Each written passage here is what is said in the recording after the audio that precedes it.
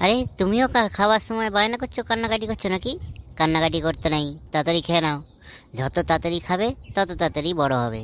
বড় হলে তবে তো তুমি চাকরি করবে, কাজ করবে, সব কিছু ঘুরতে পারবে। এরকম কান্নাকাটি করে লাভ আছে? কান্নাকাটি কারা করে? যারা কিছু বোঝে না, আনাড়ি, তারা কান্নাকাটি করে। এরকম কান্নাকাটি করতে নাই। তুমি তো খুব ভালো ছেলে, খেয়ে নাও তাড়াতাড়ি। খাওয়ার সময় এরকম কান্নাকাটি করার জন্য আমাদের ভোলার সঙ্গে তার মা কি করেছিল শুনবে? তবে শোনো, ভোলাকে ডাকছি, ও নিজেই বলবে। ভোলা, এই ভোলা। হ্যাঁ স্যার, আমাকে ডাকছিলেন? কি বলছেন বলুন।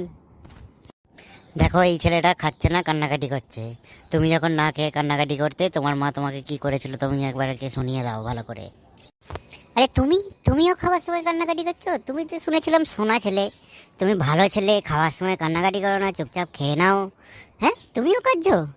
আমার মা আমাকে সঙ্গে কি করেছিল জানো? তবে শোনো, আমি খাইনি বলে, কান্নাকাটি করছিলাম বলে, আমার মা আমাকে তুলে নিয়ে যে রাস্তার ধারে ছেড়ে দিয়ে চলে এসেছিল। আর ওইখানে রাস্তার ধারে হনুমান এসে আমাকে তুলে নিয়ে গাছে উঠে পড়েছিল। সে কি চব্য!